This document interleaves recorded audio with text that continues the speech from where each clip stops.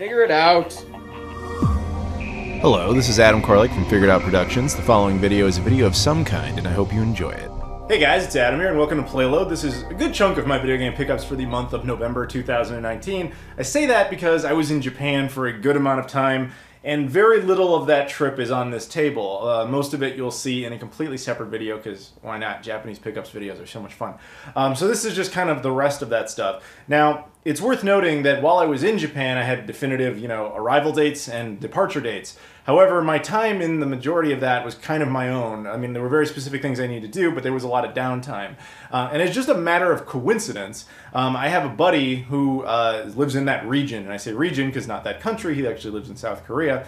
But he was down in Guam. Guam is awesome. If you've never been there, you should go if you ever get the chance. It's that romanticized idea everybody has of Hawaii. Hawaii's not like that, but Guam is like that. It's awesome. It's an American territory, so it's straight up U.S. soil. And that's significant because he was in Guam for work, and then he found out our schedules were going to sync, and he's like, hey man, you want to come down to Guam? I'll fly you down and put you up. And I was like, that's a deal. So I went ahead and I went down to Guam in the middle of a different trip, if that makes any sense. I travel too much probably. But that's going to be relevant because it results in certain pickups. The first thing I got here was Death Stranding for PS4. This is one of the last remnants of my Gamers Club Unlocked membership over at Best Buy. So for those who don't remember, there was a time where you could sign up for this program at Best Buy called Gamers Club Unlocked. It was like $30 and it would cover you for 2 years, and what you got was 20% off of every single game. Insane. So a $60 game like this, only $48 day one. So what I did was, when I knew mine was expiring, I just kind of pre-ordered everything that was even available that was remotely interesting to me, with the assumption that I would cancel anything I really wasn't interested in. In a lot of cases, I've totally forgotten about it, which is my bad. But in this case, I still wanted to get the game. Now, I haven't actually been able to play this yet. It's been kind of infamous, the reception of this game. But to be honest, it sounds like something I would probably enjoy. So we'll see when I actually get to it. But I have not played it at all, so I can't pass judgment on whether or not it's actually good or not. But regardless, it's a big game, and it was promoted everywhere. Like, whether it's mainland US, Guam, Japan, like, it was a big deal. So yeah, either way, looking forward to checking that out. Next up, I got a couple of Xbox One releases. I didn't really do much with the whole Black Friday thing this year because I spent a bunch of money on, stuff in Japan, as well as just a few random items, and obviously this other big game that came out that was kind of a significant deal to me. So I didn't really participate in Black Friday this year, this being kind of a little bit of a lone exception. Well, there's kind of two exceptions, but the other one's very technical. This one was like GameFly was having a sale, and theirs was like the early Black Friday sale, and I had a coupon that went with it. So for that, I got Assassin's Creed 3 Remastered for Xbox One. I got this for like a few bucks. And it also comes with Assassin's Creed 3 Liberation.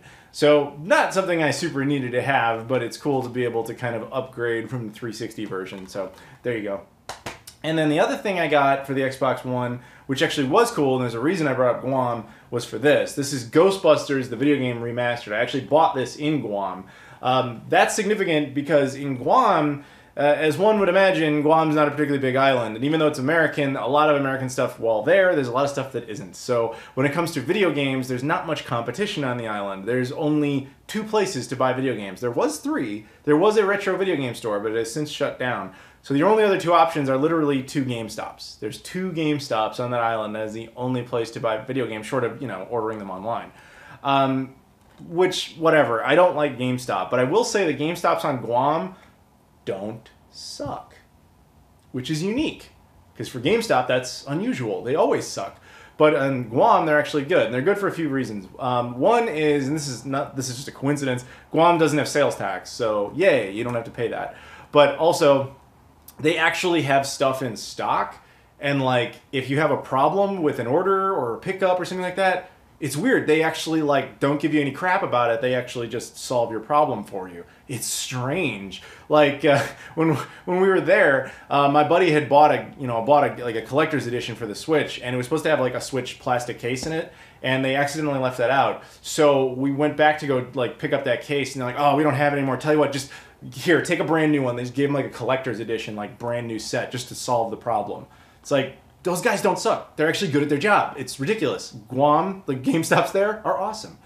So with that, where we're going with that is, I bought this there. This is actually a GameStop exclusive, Ghostbusters, the video game remastered, physically on PS4, Xbox One, and Switch, only at GameStop, at least within the United States. But I'm not going to say this game's like super hard to find or whatever. If you went to a bunch of GameStops, you wouldn't find it. I'm not saying that. It wouldn't be the easiest. But in Guam, there's not much competition. So it's like, I go in to get the GameStop exclusive, and it's there. I just get it. So, for those reasons, kind of combined, GameStop in Guam is good. So, happy to get that. Plus, this game itself is actually fantastic. And it's so weird to think this game's 10 years old. But whatever. Now, I mentioned my buddy Fox there. He is a huge Switch collector. He's the one I was just talking about with that story about picking that thing up. But because he's so into the Switch, he's also decided to like make his own like custom cases for it. He really wants to protect it, and he just upgraded a new case. So he gave me his previous one, which is this thing. This is not actually a Nintendo Switch case. This is like, I think it's like a toolbox or something. Like, it's intense. But he like retrofitted it with some foam inserts specifically shaped for the Switch, and you can put it in there and all that stuff. And he's like, yeah, man, with this thing in there, you can take the Switch and chuck it off a building and it would be fine. So it's like, all right, I don't think I'm going to expose my Switch to anything that destructive, but still, Fox, thank you very much for doing that. That was very nice of you. But along those lines, with the Nintendo Switch, I got some Switch games. The first one, much like Death Stranding, is just a Best Buy holdover. This is Luigi's Mansion 3. I haven't had time to even open this thing yet. But I loved the first game. If you never played it, it was on GameCube. It's like a Resident Evil game for kids. And I say that in a really positive way. Like, it is a good game for adults as well. It's just it doesn't take itself nearly as seriously as Resident Evil does. Not that Resident Evil is Resident Evil's kind of campy, but you know what I mean. It's fun. Fun for the whole... Resident Evil for the whole family. But yeah, so I never played the second one because I didn't really care about playing it on 3DS. But this one I really wanted to check out, and I will. Yeah, I pre-ordered this a long time ago at Best Buy with that condition, so it was nice, 20% off. And now it has shown up, so when I get the chance, I will eventually play it. The rest of these Switch games, like I said, Fox is super into the Switch, and he like buys like every Switch game, but that can result in oddities, like if it's some sort of limited run games thing or whatever. Sometimes a game, you'll try to put in your cart and you'll accidentally screw up and hit 2, and he doesn't want to cancel the order because he doesn't want to lose a spot, so it's like, okay, screw it, I bought 2. So these are like spillover from that, as I understand it. He just gave me the extra copies because he didn't have anything to do with them. This is Horizon Chase Turbo, which I think this game was a big deal for like a minute on the PS4, because supposedly for a little bit there you could only get a physical release in like Brazil or something, but now that's not a problem anymore. I hear it's also actually a pretty decent game. Peach Ball, which this is a Japanese copy. I remember him saying specifically about this, that this actually ended up getting a Western release, so he got that, and he just gave me the Japanese copy. This is Redeemed Enhanced Edition. I remember him saying something about this being a cool like brawler type of game, but that's really all I remember. And then finally, some collector's edition of a game called Panty Party Limited Edition. I think I'm supposed to feel bad that I have this, but I don't, because I'm not really interested in cartoon characters like in that way. But either way, it's still very cool, and it's an East Asia Soft Company thing. So I think this probably was a Play Asia physical exclusive, is my guess, and probably accidental spillover in his cart. That sounded unintentionally dirty. I didn't mean it that way. But he also hooked me up with a couple of other things because he knows I'm super into the Dreamcast. Now, he gets sent down to Japan a lot, but he gets sent to a lot of more obscure parts of Japan, and I say obscure from the tourist perspective. Specifically, he goes to Okinawa. A lot of Americans are in Okinawa, but they're usually military-based. I've never been to Okinawa, but he goes there a lot. And he found these in a hard-off, and he's just like, oh, I have to get those. These are special VMUs. This is a military camo VMU, and this is the carbine, I think, VMU, or carbon fiber VMU. I forget exactly which.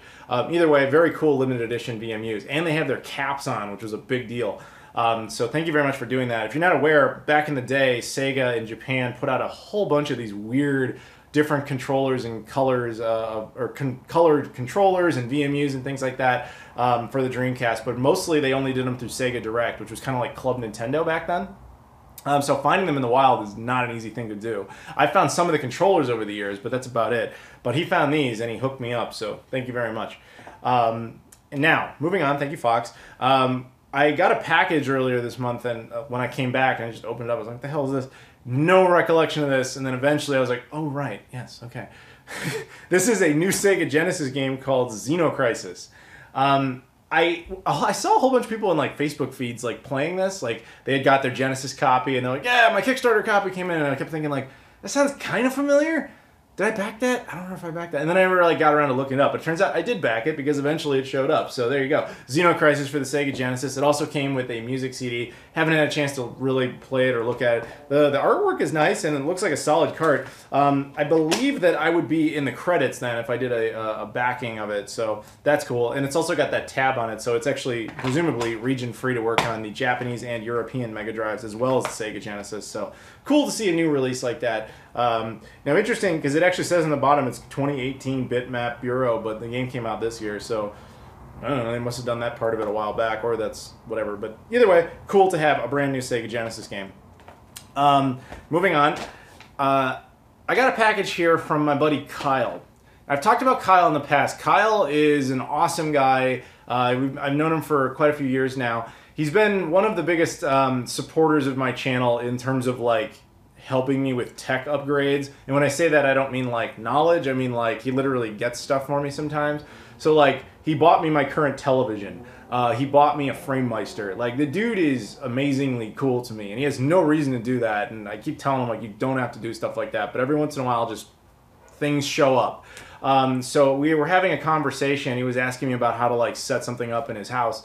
And I was like, I would do this and that. And he was like, okay, cool. And then I come back from the trip and this is here. And I know this is from him because I was like trying to investigate. And long story short, I figured out it was him. But I haven't opened it yet. So I'm going to show you what it is. And we'll take a look together. We got box A and box B. Yeah, that's kind of what I figured. Yeah, so these are... let me double check. I'm pretty sure I know exactly what these are. He also got me my box cutter, which I forgot to bring out for this video.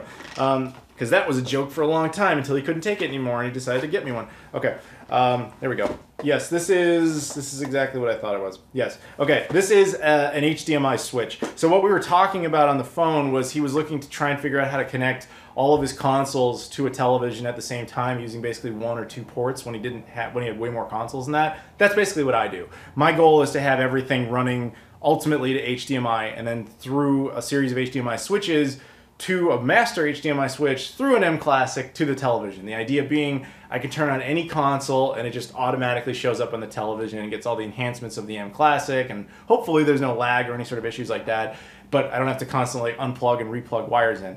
I basically have that infrastructure set up. The problem was that one of my HDMI switches was dying or is dead now. And unfortunately it had like 5 ports on it, whereas these much better ones only have 4 ports. So I think for that reason he got me 2. So thank you very much, Kyle, for hooking me up with some HDMI switches so I can go back in and fix that infrastructure. So that's very cool of you. I actually recommend these a lot. These are ones by Zetagard. I don't know if this is the older model or the newer model. The older model was actually the better one because it also disabled HDCP coding, which meant you could, if you really wanted to, you could capture PS3 footage straight off without HDCP interference. You could capture things like Netflix or Disney Plus, presumably, TiVo, all that stuff, because this thing just disables it, or at least the old model does. I don't know if this is the newer or the older, but either way, I have one of the old ones, and when I have that at the end of the line, if you plug anything into it after that point, yay, no HDCP coding. So either way, and they actually work, which is cool. So thank you, Kyle. That was really cool of you. Now moving on, we're kind of getting into the obvious territory here. There was a little game that came out. You possibly heard of it. I've been talking about it for a minute. Shenmue 3. We now live in a world where Shenmue 3 exists. It's real. It's come out. I've been playing it. At the time I'm recording this, I haven't actually finished the game yet. I'm taking my time with it. But, oh, it's wonderful. I'm loving it. I'll get back to that at some point. I want to do like a bigger video talking about my thoughts and also talking about all the additions of the game and that type of thing.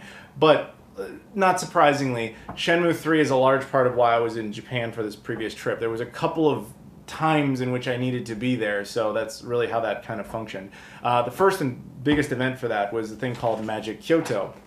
Magic Kyoto is a conference or a convention run by Cedric Biscay, who's actually the producer of the game. He's also the guy, I think it was the first company to get on board with Shenmue 3's Shibuya Productions. He runs this convention. There's one in Kyoto, there's one in Monaco. I've never been to the Monaco one. I know some people that have.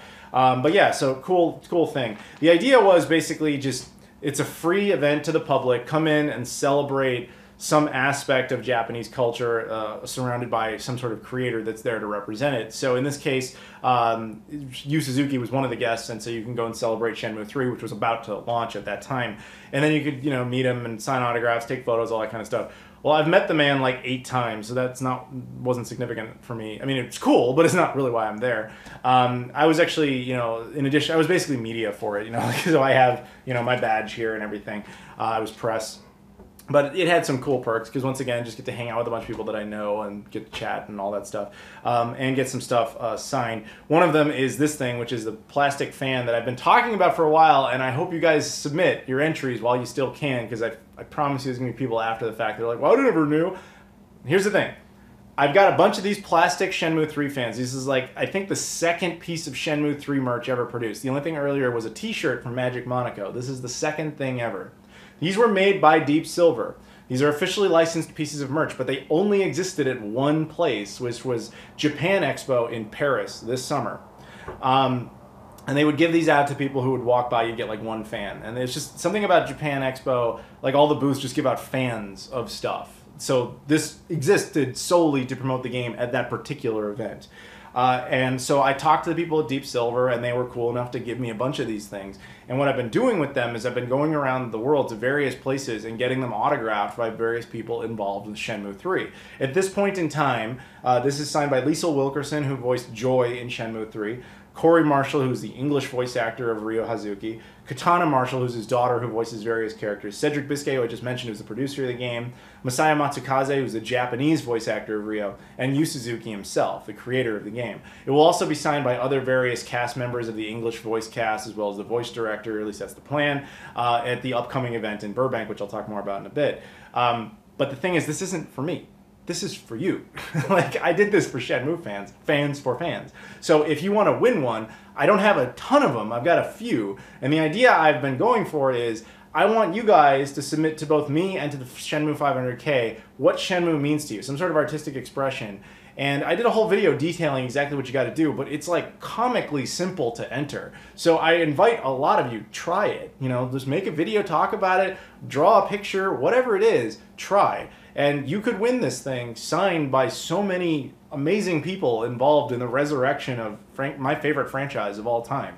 So, yeah, that's up to you. But it's a thing. Now, next up, I also, while I was there, he just signed this from this. This is Yu Suzuki. He knows my name now, which is cool. But yeah, he just signed a thing for me just to do it, which was cool of him to do.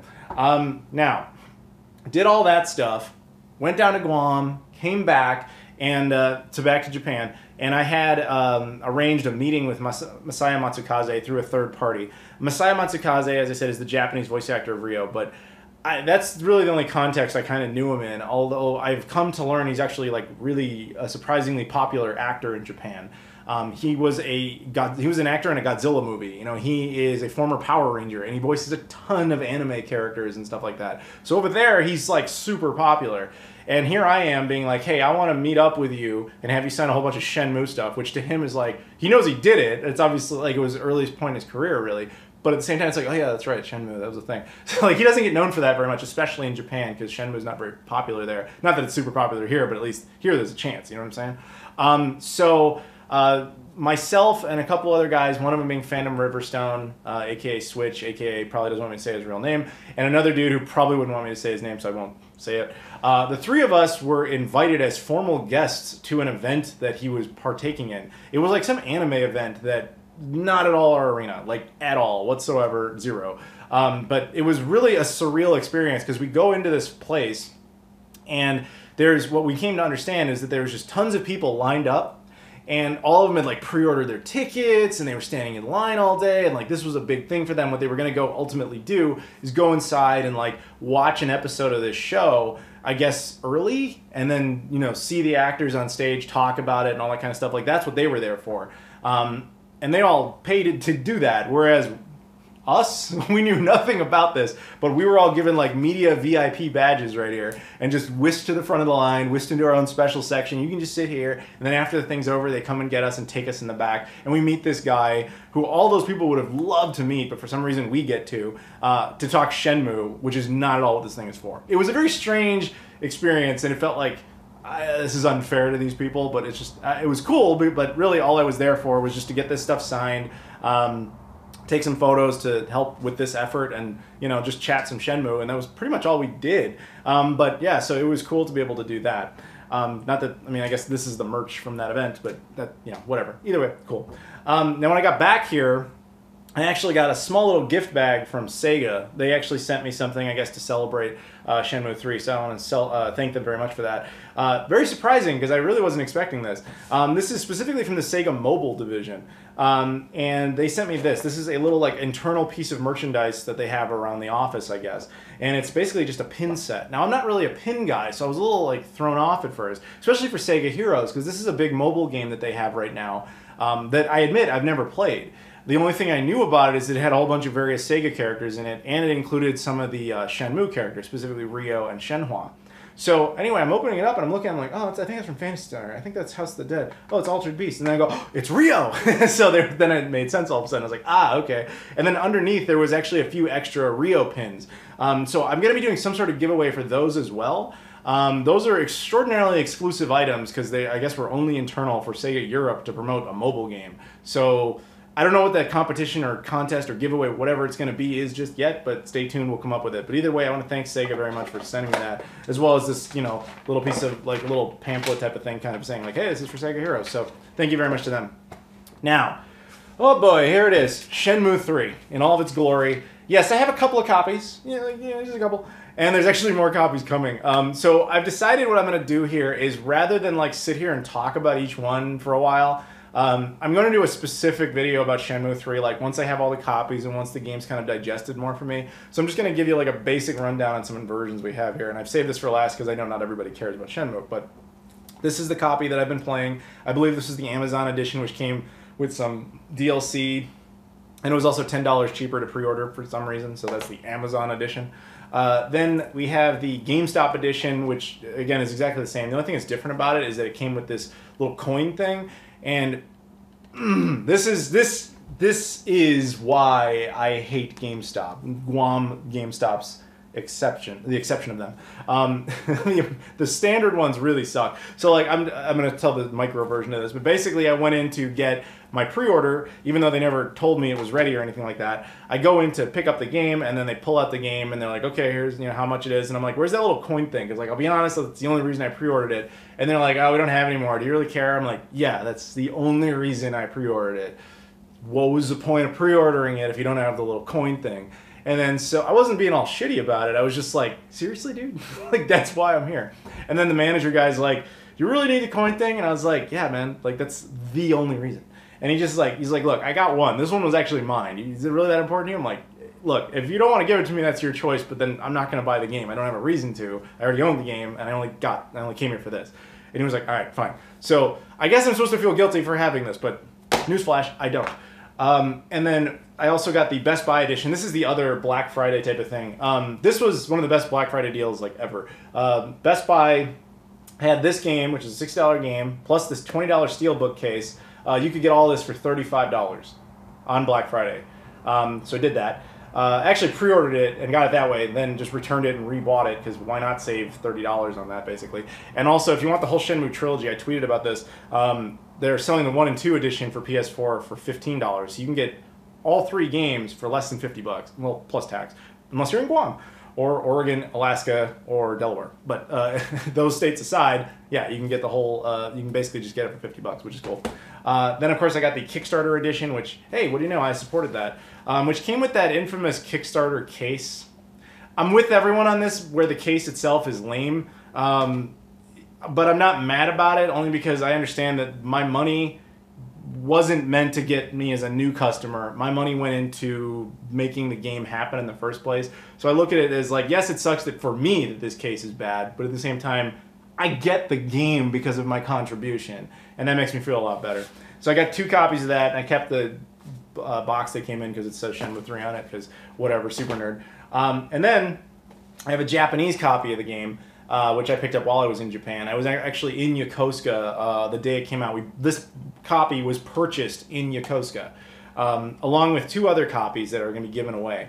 The Yokosuka copies, which if that sentimental value is worth anything to you, one of them you can enter right now. There's a tweet in the description. Go to that. Follow me on Twitter and retweet that tweet, and you're entered to win. You can thank a company called Go Collect for funding that. Also, the second copy will be at the Burbank event in Burbank, right outside of Los Angeles. For details on that, basically, December 7th, we're going to do a post-launch Shenmue 3 event for fans. It's free to go. I will be the MC of the event, and like almost the entire, if not the entire English voice cast is going to be there, plus the voice director. You can meet them, take photos, they'll sign autographs, there's going to be a Q&A, all that kind of fun stuff, free to go.